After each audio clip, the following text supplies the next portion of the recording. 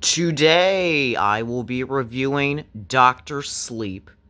Now, yes, Doctor Sleep is a sequel to The Shining. You know, the Stanley Kubrick Shining. And I absolutely cannot wait to review Doctor Sleep. Because, well, thankfully, the Horror Master doesn't have to, go after me. Because, well, remember, the Horror Master did review the Shining movie review. And now I finally get to review Doctor Sleep, which is a sequel to The Shining. And yes, Doctor Sleep is amazing in my opinion. It's everything I wanted a sequel to be. Just lots of good characters and just creepy villains. And yes, of course we get to see Danny Torrance, you know, the little kid from The Shining. Apparently he's now a grown-up, just, battling, being drunk, just like his father, Jack Torrance from The Shining movie. So, yeah. And Doctor Sleep is very interesting because the villains are also cool in this movie too. Yes, there's not one villain in this movie. There are like 9 villains in this movie, which is crazy. Yeah, the 9 villains of the movie are basically members. They're like vampires that travel around the world just to eat kids by literally eating their steam. And basically what I mean by eating their steam is basically like eating out their energy so they don't have like the shining power. So yeah, basically the shining power is just like in the ability to see ghosts, just like Danny has the ability to see ghosts in the original Shining movie. So it's kind of interesting, but it's also kind of confusing if you don't understand what's going on. But basically the vampires who are eating the kids are called the True Knot, and they're basically these members of vampires who travel around the world just to eat the kids' steam so they can stay alive. Now, yes, maybe it's kind of confusing to some people, and maybe it is understandable for like some other people. But yeah, I think it's very interesting, and this movie is absolutely crazy as well. So I cannot wait to review this movie. So here I go. The movie begins in Florida of 1980, where we get to see this little girl named Violet.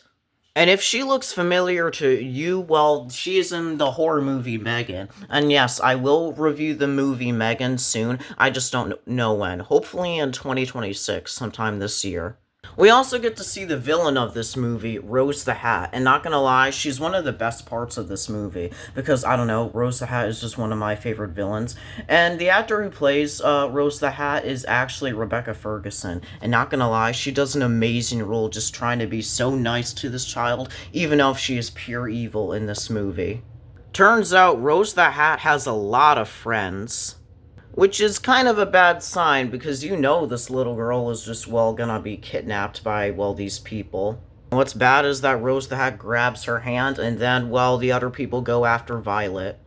Man, this is just absolutely crazy to open up the movie like this. But yeah, basically what these people do is just, well, I don't want to sound controversial, but they get kids so they can eat their steam, which is their energy, which is so controversial, I must say, but that's how this movie is. It is now finally 2011 in this movie, and now we get to see, well, grown-up Danny Torrance, played by Ewan McGregor, and well, I gotta say, his acting is absolutely amazing, as much as Rebecca Ferguson is when she plays Rose the Hat. So, yeah, so basically we do get to see grown-up Danny Torrance, and he's kind of like his father, just drinking, because, well, I guess he had the same bad habit as his father from, well, the original Shining movie. But yeah, we're now at a movie theater in this movie, where we also get to see Rose the Hat again, and apparently Rose the Hat's boyfriend, which apparently his name is Crow Daddy. Yeah, I don't know why his name is that, but that's pretty random names, I must say. And apparently they are spying on this girl, who apparently is named Snakebite Andy, and apparently she has a special power of just knocking people out and just, well, casting spells on them, which is honestly, I guess, interesting. But yeah, Snakebite Andy then leaves the theater, and then after that, apparently she just casts a spell on Crow Daddy, which is just absolutely crazy, I must say. Oh no, and then she gets grabbed by Rose the Hat, but the spell doesn't work on Rose, because apparently Rose the Hat and Crow Daddy want them to be a part of the True Knot members, apparently, for Snakebite Andy. So yeah, I guess that's interesting, I guess. Apparently, we get to see this other girl who apparently is named Abra Stone, and she is with her father because it's, well, her 5-year-old birthday, which is absolutely nice. And apparently, she has little magic powers too, as in, I don't know. She just has magic powers, which is just absolutely interesting. And apparently those powers involve knocking down spoons, which apparently has some kind of psychic connection between Danny and Rose the Hat, which I gotta say is a little bit interesting. We now have a little scene with Rose the Hat and Snakebite Andy. Rose the Hat says that she is offering Snakebite Andy a deal to live long forever, and apparently she has to, in order to live long forever, she has to eat kids by literally just getting their steam and stuff like that. Like I said before, it's kind of complicated, but apparently Snakebite Andy agrees, basically. Wow, that's just crazy. And you know what else is cool about this movie? Is that Danny gets to make a new friend. Apparently this guy named Billy, who apparently decides to rent Danny a apartment or something. Man, that's absolutely nice. Well, Billy did not have to do that to Danny, but hey, I guess he's just trying to be a nice person, which I guess means that he's a likable character, which is just absolutely nice for this movie. Heck yeah! We're now at the beach where apparently Snakebite Annie gets to see, Rose the Hat's, other friends, which of course is called the True Knot, which is absolutely cool. And you know what? Why not? How about I just introduce most of these characters so we know who the villains are in this movie? First off, this character is Apron Annie. Second off, this character is Diesel Doug. Of course, we know this character is Crow Daddy. We also get to see this guy, Short Eddie, and Barry the Chunk, and Silent Sari. And we also get to see this guy, Grandpa Flick. And apparently Grandpa Flick is played by the actor who played Lurch in the Addams Family. So that's just a little fun fact for you right there. But apparently a bunch of the True Knot members are agreeing that Snakebite Andy should join their team, which is just absolutely crazy. Apparently to join their team, they have to, literally put steam in Snakebite Andy's mouth. And apparently this is called the turning, where Snakebite Andy gets to, be immortal. But in order to be immortal, she has to, eat kids, which of course, I said that a lot, but of course I'll just have to say it again so everybody can understand. And I do think it's kind of interesting, I guess. Well, the fact that she gets to live long, which is crazy. Oh my god, and apparently this involves glowing eyes. That's creepy. You know what else is creepy about this movie? Danny literally witnessing a ghost right in front of him. Oh my god, this is just absolutely creepy. This is something you would see in your own nightmares. Oh my god, oh my. Many days later, we're now back on the beach where apparently Snakebite Andy wakes up from the trauma she has been dealing with. Oh, and apparently she gets to see Grandpa Flick and the other True Knot members. Well, that's a strange way just to wake up, but whatever I guess. But hey, at least Snakebite Andy is awake. Oh, cool, and she also gets to see Rose the Hat as well, saying that, she is not human, apparently. And apparently everybody from the True Knot is not human. They're just, vampires, even if they don't look like vampires. But, yeah, lots of confusing things are going on, but I think it's kind of interesting at the same time. Apparently, Danny is now working at a hospice care, which is just, kind of sad because this other guy that he's talking to is already dying, apparently. And apparently, he's just nervous about death and stuff like that. And apparently, this guy calls Danny Dr. Sleep. Finally, we got an explanation why this movie is called Dr. Sleep, so that's interesting. But sad news, apparently this guy dies from being sick or something like that. And apparently this is the steam, which is called, the shining and stuff like that, which, gives the True Knot energy to survive. Wow. I mean, a lot of random things are happening in this movie, but yeah.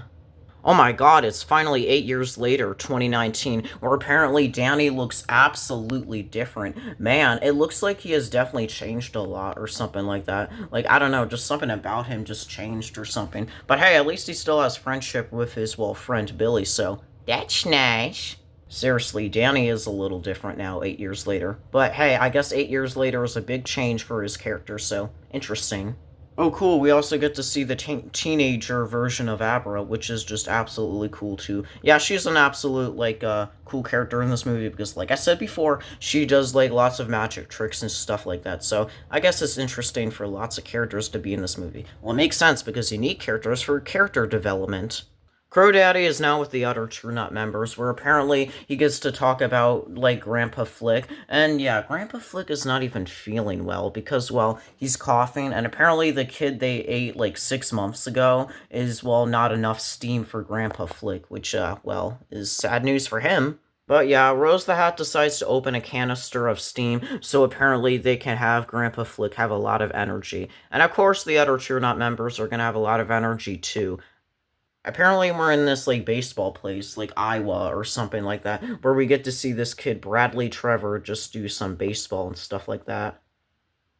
I have a little fun fact for you right here. This guy is the guy who played Danny Torrance, like the actual guy who played Danny Torrance in the original Shining. So yeah, that's the actor who played Danny Torrance in the original Shining. That's just a little cool Easter egg for you right there. Man, I like little Easter eggs in this movie. They're fun to catch. But what's not fun about this movie is that Bradley Trevor apparently is stopped over by a car, or truck, and apparently Barry the Chunk is saying to Bradley that he played a very good game or something like that. Seriously, do not trust these people. They're just absolutely crazy. Oh no, you gotta be kidding me. But of course Snakebite Andy has to use, like, the, well, of course, like, hypnotizing magic trick, whatever you want to do it, and just put a spell on him. Man, this sucks! Now this kid is just absolutely done for, which is crazy. And sad news, this kid is done for, because he's literally being stabbed by Rose the Hat and the other True Nut members. It's a hard scene to watch, and it's one of the most controversial kills in this movie, because they are literally doing this to a kid. Oh my god, this is so controversial. These characters need to stop. And I do gotta say, but I absolutely love the True Nut members' glowing eyes. And apparently Abra can also sense this too, because, well, some kind of psychic ability or something like that. But yeah, these characters are already doing too much. Oh my god, they're just absolutely crazy for doing this. Oh great, now Abra is panicking because she can just tell what's going on, basically. And you know what else is crazy? We get a red rum in the wall as well, which is just insane. Yep, this is definitely some bad news going on here. We now get a scene where apparently Rose the Hat tells Crow Daddy that, like somehow Rose the Hat could tell she had some kind of psychic connection between, like, Abra, and, like, apparently she can just tell that she's nearby or so that's interesting. But apparently, Rose the Hat wants to track down Abra because apparently she has lots of steam. And you know what lots of steam means? Lots of power for the True Knot members. And apparently that's exactly what they want to happen. They just want to, I don't know, capture Abra, which is just a bad idea. Rose the Hat is now at the supermarket as she can sense the presence of Abra, which is, well, crazy, because apparently Abra just wants to go after Rose the Hat and her team after what they did to, well, Bradley Trevor. Oh my god, yeah, this is just crazy, basically. Also, I think this scene is iconic because, well, I don't know, it's just Rose the Hat just saying, well, hi there, and stuff like that, so it's interesting. Oh my god, Rose the Hat's also going into Abra's head. Oh, and apparently the glass breaks from the, like, fridge, basically. Oh my god, this is just insane, oh my god. And apparently all of that trauma basically going on results in Rose the Hat having a bloody nose. Man, this is just crazy. Apparently, Billy decides to help Danny up because apparently he had the same psychic connection as well. Man, that's just, well, craziness going on. Finally, we have a scene where Danny and Abra finally get to meet up. Apparently, Abra gets to say that she found these, like, crazy people called the True Knot, and apparently they just, like, get kids for steam, basically. And Danny says that, like, he has, like, some, well, Abra says she has some magic powers, but Danny calls it, like, the Shining, basically. So apparently that's what's going on. I know, it's kind of confusing, and it's kind of going all over the place, but I guess it's an interesting scene, because character development between Abra and Danny, and that's absolutely nice and cool. They also become friends as well, so that's amazing. Apparently now Rose the Hat decides to go up on her RV and decides to do some meditation or something like that. Well, I guess that's interesting, just to calm your mind or something like that. And yeah, Rose the Hat does meditate. But apparently she's not meditating on her RV. She's meditating in the sky, which is just absolutely crazy. Because apparently she's just using her mind just to be floating in the sky. And I gotta say, but this is absolutely interesting, not gonna lie. Oh my god. But yeah, apparently Rose the Hat made it into Abra's house, which is, well, creepy. Man, that means Rose the Hat is a stalker. And apparently she's going into her mind, basically, by files or something. Yeah, I'm not sure if that's supposed to make sense, but hey, what, like, I mean, I guess things don't always have to make sense. Oh no, oh my god, it turns out it is a trap because her hand is now stuck. Oh great, oh my god, what is Abra doing? She's just using some creepy magic abilities now. Oh my god. Oh my god, not Rose the Hat's hand. Great, now it's all bloody. This is just absolutely insane. But yeah, eventually she does make it out of the Abra's house by just flying and losing control. And I gotta say, it's one of the, like, craziest scenes ever. But eventually she does make it back on her RV by falling off. Oh my god. So yeah, Rose the Hat is now mad now, and Crow Daddy and Snakebite Andy just try to save her. And she's just mad because Rose the Hat had to deal with Abra just basically tricking her. It's just absolutely crazy. But apparently after all that drama, well, Barry the Chunk then says to Rose the Hat that there's a problem, and that Grandpa Flick is dying, which is crazy. So yeah, Grandpa Flick is already dying now by basically cycling out, and and I heard it's basically terrifying in the Dr. Sleep book. Now obviously I did not read the Dr. Sleep book because I know Stephen King books are absolutely long, but from what I could tell is that, like, in the book, Grandpa Flick's, well, cycling by dying is just absolutely terrifying. Oh my god. But yeah, I guess all good things have to come to an end, basically. But yeah, eventually it's too late for Grandpa Flick because he basically cycles out by just screaming in agony. Oh my god, this is just absolutely disturbing, especially for the other True Knot members. But yeah, it's too late for Grandpa Flick because he cycles out until nothing else but just steam. Delicious, delicious steam. The next day, the other True Knot members are now in the forest, or woods, whatever you want to call it, and apparently they decide to, well, stick a needle in Abra's neck so they can now capture her and bring her to Rose the Hat. Turns out it's just a trap because she didn't really get Abra, so yeah, that's bad news for the other people. Oh my god, and now Barry the Chunk just got shot. Oh my god. Let's go! We now get a shootout scene! Let's go! I'm now watching an action movie! Okay, well, I'm joking. I'm watching a horror movie, I guess you could say. But it's too late for Barry the Chunk, because after all that screaming, he eventually dies and then cycles out of this world. Same with Short Eddie, he also dies as well. It's also the same for Apron Annie as well, because she dies as well. Same with Silent Sari, she just dies and cycles out of this world. Oh my god. And then, yeah, Diesel Dog also dies as well. And that should just be about it for most of the True Knot members. Oh my god. But yeah, it's also too late for Snakebite Andy, because she then gets shot by Billy. Oh my god. Yeah, I have some bad news. Billy also died as well, which sucks. Oh my god. But yeah, it's also too late for Snakebite Andy, because she dies and then cycles out of this world. Oh, you gotta be kidding me. Crow Daddy also decide to, well, make Abra go sleepy to knock her out. Oh my god, why can't the good characters just get away with it for once? Oh my god. You know what's also crazy is that Crow Daddy also decided to kill Abra's dad as well. Oh my god, why can't the good characters just get away with it? Oh my god, this is so tragic. So yeah, Abra now wakes up in Crow Daddy's truck now, but apparently this isn't really Abra. It's apparently it's Danny, just apparently going into Abra's mind or something. Yeah, I'm not sure what's going on, but if you understand what's going on in this movie, then I'm happy for you. So yeah. But yeah, based off of about what Danny says, basically, it's pretty much too late for Abra. Well, I mean, Crow Daddy, definitely Crow Daddy, because apparently he, like, dies from, well, going out of the car or truck, whatever. Now I gotta have Rose the Hat mad, oh my god.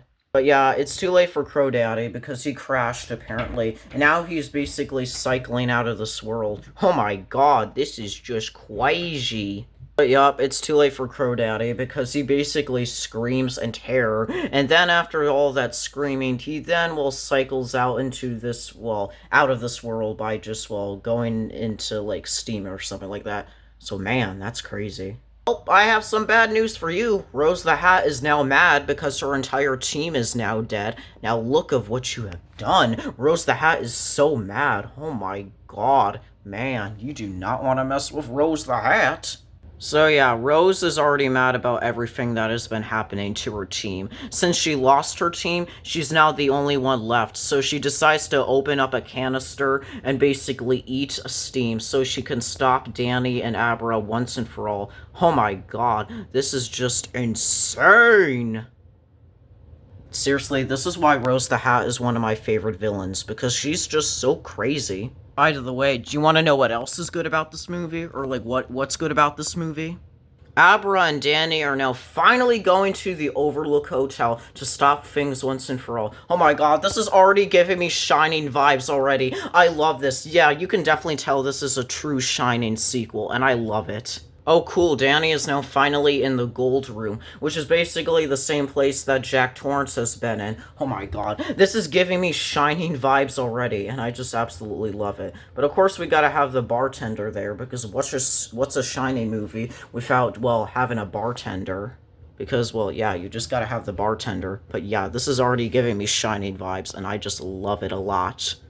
But yeah, it turns out Rose the Hat already made it to the Overlook Hotel, which is definitely some bad news for Danny and Abra. And I don't know, I just like the scene whenever she's just walking in the Overlook Hotel. It's almost like she can just sense the presence of the ghosts or something like that. Do you want to know something else that is cool about this movie? Is that we also get to see the bloody elevator. Oh my god, this is just absolutely amazing. And turns out that Rose the Hat absolutely likes this because, well, she's just pure evil. And apparently she just likes anything that involves evil. So, yeah, I like that little reference there to The Shining. It's just so cool. Oh my god, and apparently it's revealed that now Rose the Hat is in a trap from Abra and Danny, because now she is in the hedge maze. Let's go! Another classic reference, which I absolutely love. But yeah, eventually she does catch up to Abra, and apparently she just is so mad that apparently she's now out of the trap or something like that. Cool, now Rose the Hat is just walking all the way up to Danny. But yeah, Rose the Hat decides to go up the stairs, just like Jack Torrance did, and like when Wendy decided to use the bat on, like, Jack Torrance. So it's kind of a reference to that, which, of course, I just love references, because I can never get enough of those. Another cool reference, Danny is holding the axe. I don't know if it's the same axe Jack Torrance used, but who knows, maybe it is, maybe it isn't. Finally, we get a fight sequence between Danny and Rose the Hat. Oh my god, this is absolutely amazing, but oh my god, she's also doing too much. Man, Rose the Hat, why do you have to be so crazy? Great, now you have Danny falling down the stairs. Oh my god. And of course, she's also attacking Danny, apparently. And apparently, she also wants Danny's little steam so she can be more hungry and stuff like that. Oh my god! Oh my god! Man, Rose the Hat is just doing a lot. But yeah, eventually the Overlook Hotel ghosts go after Rose the Hat. And oh my god, I gotta say, this is an absolutely intense scene, because they are literally just, I don't know, getting into her face and getting all the steam out. Seriously, these ghosts are just absolutely crazy. Oh my god. But I like this scene, because Rose the Hat's death is just absolutely gruesome. Oh my god. And that's basically the end for Rose the Hat. Man, what a way to end a villain. But there is a little problem, because, well, now Danny has to deal with the Grady twins, and Mrs. Massey, and apparently all the other ghosts. Wow, this is just insane. Can Danny just get a break at this point? Same with all the other good guys. Like, can they just get a break at this point too, and not always the villains? Oh my god. This is where I think we go a little too far with the Shining references, because apparently Abra gets to, well, confront the Grady twins. It's great to see them back, but I feel like it's just a little too much of references, if it's just me. Oh no, wait. Oh, wait, what's going on? Oh no, great. Now we have to deal with a possessed Danny, because apparently he has been possessed by the ghost. Oh great, now Abra just has to run away! And of course, Abra sees this ghost, who apparently says, "Great party, isn't it?" A reference to the original Shining. And apparently, Abra also gets to see another ghost, which apparently is this guy, over here. I think it was Delbert Grady or something, so, yeah. Oh no, Abra's now going into room 237. This is cursed. Yes, it's just really cursed because now we just gotta see Mrs. Massey just being all creepy and stuff like that. Oh my god. Eventually, the possessed Danny then confronts Abra, and then is literally about to, well, try to get her or something like that. But yeah, it turns out the possessed Danny cannot get Abra because it just doesn't work, apparently. Let's go! Danny is now back to normal! Let's go! But yeah, I do have some bad news. Apparently Danny then, well, sacrifices himself so he can just, well, explode the hotel and make it catch on fire. Oh man, this absolutely sucks because Danny was just one of my favorite characters, but I guess rest in peace to Danny. And now the Overlook Hotel is now on fire, and that's, well, I guess the end of the Overlook Hotel. But apparently I think the ghosts still exist in this movie because, well, you can't really kill off ghosts, I would say. Well, I don't know. Who knows? Maybe the ghosts are still around. Maybe they're still haunting the hotel, even if it's burning. Who knows? But apparently Abra is now talking to Ghost Danny, because now Abra can just talk to ghosts. Well, that's absolutely cool. At least, well, I mean, it sucks Danny died, but at least we get to see him as a ghost, so that's interesting. Oh, cool, and then we get one last screenshot of Abra, and that is the end of this movie review. So yeah, that's basically the end of me reviewing Doctor Sleep. Oh my god, this was just absolutely a crazy movie to review. And besides, this movie is like 2 hours and like, I believe like 32 or 31 minutes. So like around like 2 hours and 30-ish minutes, which is just absolutely crazy. Oh my god, this movie's crazy. It was kind of exhausting doing this movie review, but hey, I did it. And at the end of the day, I enjoyed making this movie review. So yeah, it was kind of refreshing, the Horror Master not reviewing, well, another one of this movie.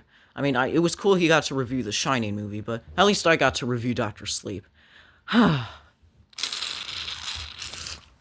Wait, what? Hello, Yoshi.